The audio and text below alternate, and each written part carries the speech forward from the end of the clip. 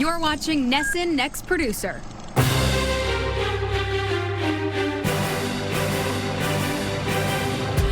NESN is searching for the next generation of New England filmmakers. I feel like I'm in the big leagues now. The top 12 teams get feedback from our judges. He didn't say it was a strikeout. Broadcasting Hall of Famer Tom Warner. Brad thought it was a home run. I thought it was a bunt single. Oh, wow. An American Horror Story and Glee co-creator Brad Falchuk. Big swing and a foul tip.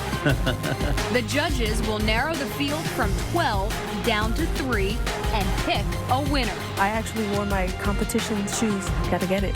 The winner walks away with $20,000 and the title of NESN Next Producer.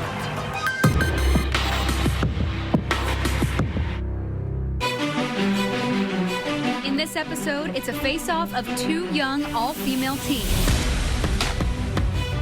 First-year twin sisters from Merrimack College square off with a sophomore from LaSalle College. To have success in this business, you have to outwork the competition. Filmmaker Clancy from LaSalle College runs for her school's track team and keeps a blazing pace in everything she does. Her film, Doug Santos, tells the inspirational story of an Assumption football player blazing his own trail. Let's meet the filmmaker. I'm a very competitive person. I enjoy the race. I'm Clancy, and I'm a sophomore at LaSalle College. I've been an athlete my whole life. I run track and field here. I'm a sprinter. She was the third child. She wanted to keep up with her brother and sister all the time. I'm a very independent person. I think that has to do with growing up in a family just run by a mother. I sort of learned how to take things into my own hands.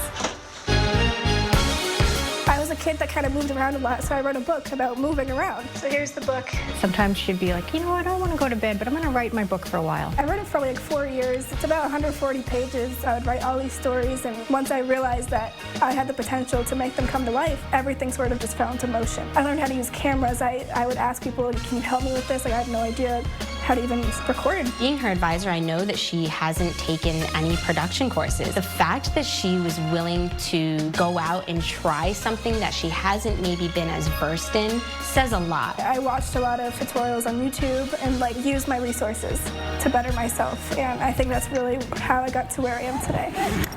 He broke the record for touchdowns scored. Being from Beverly, when we would play Peabody High School, you would always hear Doug Santos. And you sort of got to realize Doug is this extraordinary football player. He could have a pretty substantial future in football. But unfortunately, as soon as they found out that he was an illegal immigrant without a visa, his D1 scholarships all withdrew. This film exemplifying what DACA did for somebody. You know, now that program's gone, all of a sudden kids who were growing up like Doug don't have the opportunities that Doug had. I think his story deserves to be heard. Meeting him and getting to know his story has definitely made me more thankful. The love that Doug's coach has for Doug, all he wants is for him to succeed. I can relate to the way that my mom puts into me. She put so much work into making sure that, you know, I went to school. I did sports, I participated, I went to college. Super important to me to show her that she didn't spend 19 years breaking her back over raising children for nothing. Here's the NESN premiere of her film, Doug Santos.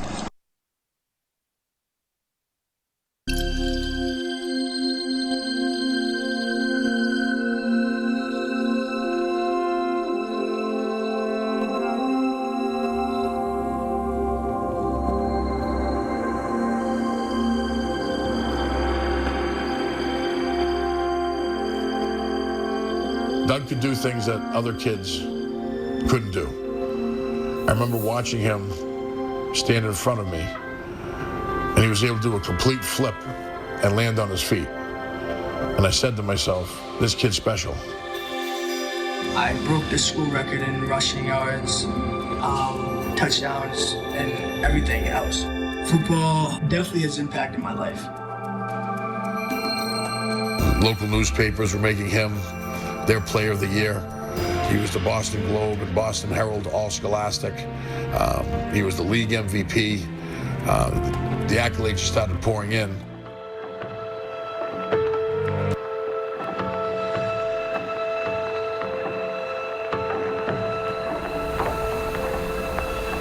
As a police officer, as a coach for many years, you can kind of get a feeling when something's not right with one of your players. And I shut the door and said, Doug, we're not leaving this room until you tell me what's going on at home. After probably about 20, 25 minutes of him trying to convince me everything was fine, I finally got to the truth. And the truth was that Doug's parents had both returned to Brazil and left him and his sister here. And that Doug was more or less homeless. I was shocked how a kid could come to school every day and come to football practice every day and hide a secret like that.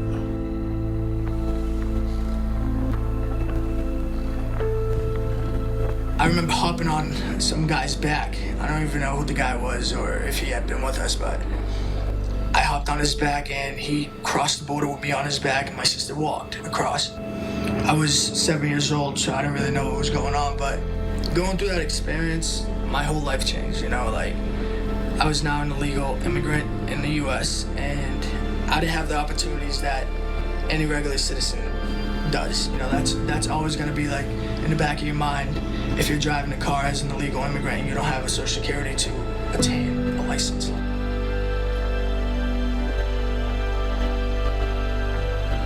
I talked to some of the people that I know, and I was able to make an agreement that Douglas would stay with us for the holidays until something else could be arranged other than the home for abandoned children. My wife and I had a long discussion, and that's when we decided to become Doug's foster parents. When we first got Doug, the first few months were very, very rocky. The more we involved Doug in everyday life and family life, I think the more he started to understand that he was getting an opportunity that a lot of kids don't get.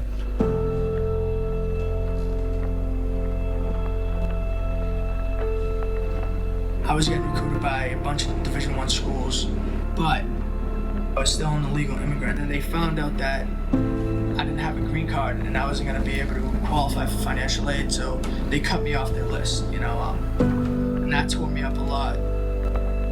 But Assumption, they were the only ones that stuck through.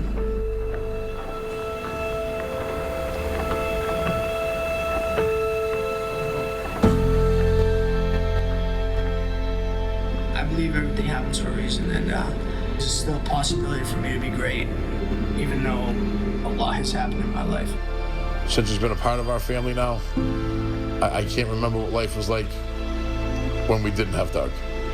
He's really made a huge impact on our lives as much as we've made an impact on his life.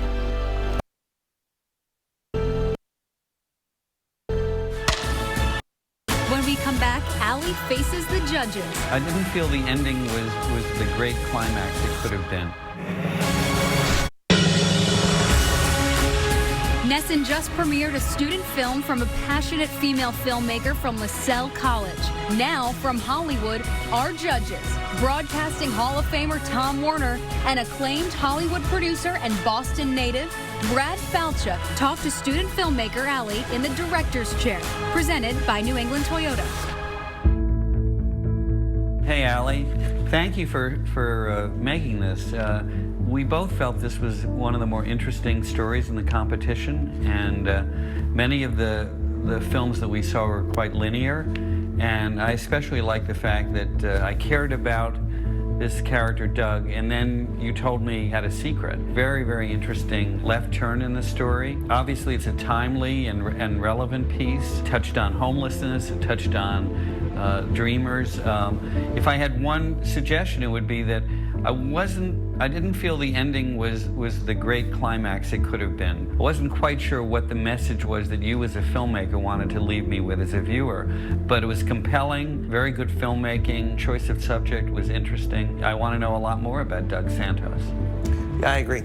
Subject matter is, at the end of the day, is going to be the most important thing, that you can make even a mediocre film about a great subject matter and be interesting. This is not a mediocre film about a great subject matter. This is much better than that. I really enjoyed your use of real footage at the beginning of seeing him as a football player, and so that's the story we're telling, as a great athlete, and then the twist that comes at the end is that that's not really the story I'm telling, is that he's a great athlete. And I think amongst all the films we saw, this is one of the only ones that had that. At the end, I felt I was waiting for more context. What's going to happen to him? What does this all mean for him? Everything could have gone deeper. The sports couldn't, but everything else I really think could have gone deeper into the story. But deeper is, I think, a good note. It means you're going in the right direction. So overall, I think you did a pretty good job. Good job. Yeah. I thought that the feedback that I received was helpful, and I agree with them completely. I wish I could have gone deeper, but I think when they started to speak positively about it, it was like a weight off my shoulders. I took a breath. I think it's an incredible validation for me because I was never taught how to do certain things within filmmaking. This is my first time in a studio in a real live place that I could potentially work in the future, and I think it just kind of opened my eyes that I have an opportunity here. It's an incredible feeling, and I'm really thankful. When we come back, we check in with the winner from Season 1. NESN Next Producer is brought to you in part by buyatoyota.com, Toyota's official website for deals. So, where are they now? Let's check in on one of the winners from Season 1. The feedback that you gave us the first time, I think we accomplished most of it. I'm Britney Badu, winner of Season 1, NESN's Next Producer. After I won the show, Brad Falchuk and his assistant sent my resume out to some people. I got a call one day from my current boss, and he was like, can you start in 2 days? And I said, yes. Production, this is Britney. Right now I'm working as an office production assistant for American Crime Story, the assassination of Gianni Versace. I'm learning a lot. I'm trying to put myself in a place where I can observe all of the different kinds of producing and decide what path to take. 3 years after winning NESN's Next Producer, it continues to open up so many doors. Literally got me the job I am now, so it means a lot.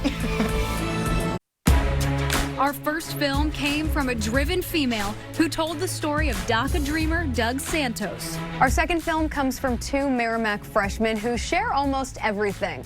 Born 16 minutes apart, twin sisters Hannah and Emily Reilly are inseparable. The youngest entrants in this year's competition at 18 years old, and they tackled an ambitious parody about overcoming the fear of competition. Let's meet our filmmakers, twin sisters Emily and Hannah.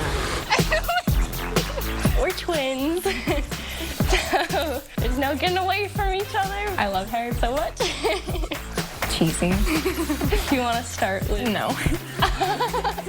Okay. My name is Hannah Reilly.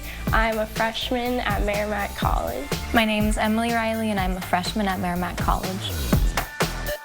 Emily and I share a dorm. Emily is a neat freak. I'll come back from my classes and my bed's made and all of my stuff is moved around and I think she's crazy. She actually, that's a problem. I make her bed for her. We kind of have the same interests and stuff too. We were in a lot of the same classes together in high school, so we worked on a lot of the same projects and stuff together. We did our school's TV show together, filmed a lot of stuff for film festivals together. I do everything with you. Our film, One Last Putt, is about a competition starring a boy named Nate. It has been a while since he's competed, so he's very afraid, and one day he gets a call from his opponent, Chris. It really takes a toll on Nate, and he starts having flashbacks, and he's very nervous for the future competition. We were just trying to have fun with it as we filmed. It was a lot for freshman year, but I think it was definitely worth it. It's the most memorable part of our freshman year so far. This opportunity for me is like a step forward, like I'm seeing my future and how I'm capable of making a name for myself. Had I done it with anyone else, it just wouldn't be the same. She's my best friend. This is really special to us and one of our biggest accomplishments, so going through it with her means the world to me. Now the NESN premiere of their film, One Last.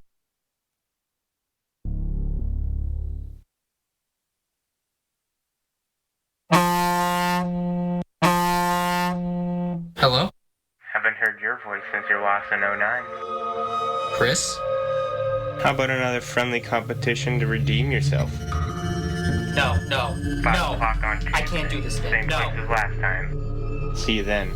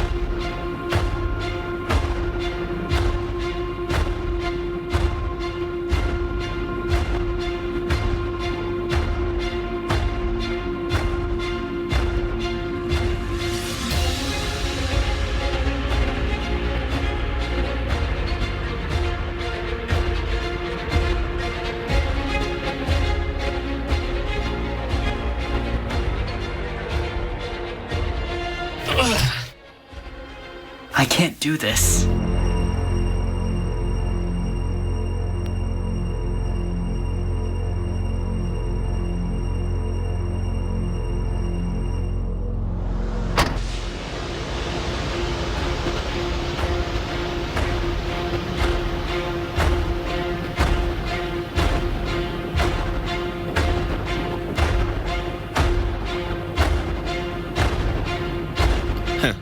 Didn't think you'd show up.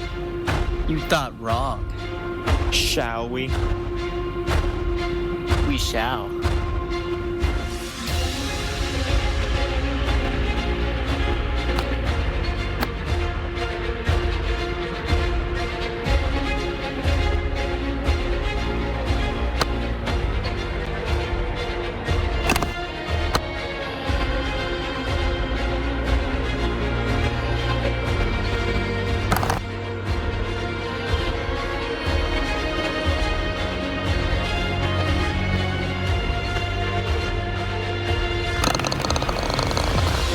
Yeah!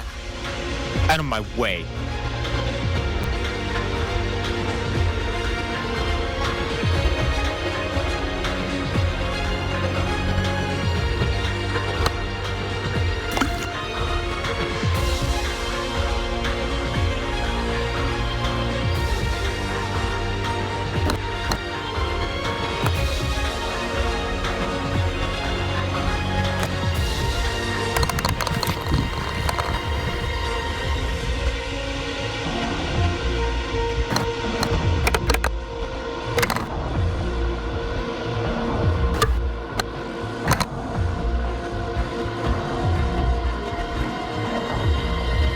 Last hole.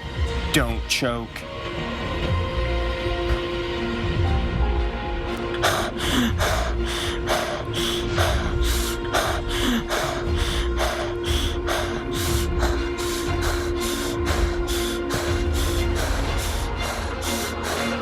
Hole in one, Nate. You're up. I can do this. I can do this.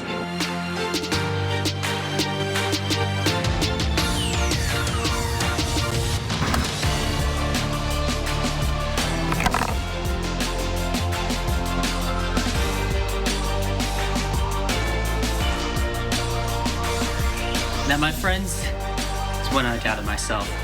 But I won the competition.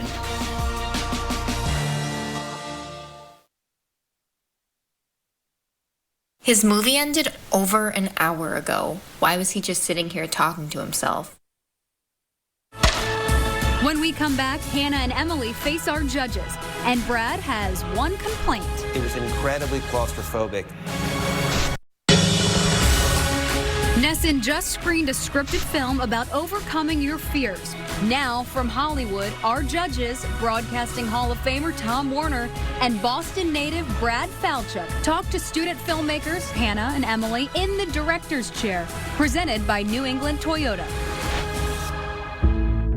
What I appreciate about this movie was you aimed high, that you really tried to make something big, which differently than everyone else did. You tried comedy, and the reality of the simplicity of the story you actually got in a nice way. You know, you got from him answering the phone, I understood who the bad guy was, who the good guy was. I liked that sort of horror movie bit of the guy walking down the hall in silhouette, of seeing the danger of that. And so, for improvement, it was an incredibly claustrophobic feeling of the shots you had. So I never got a reveal, you know, the comedy of the reveal of that it's a mini golf competition we're talking about.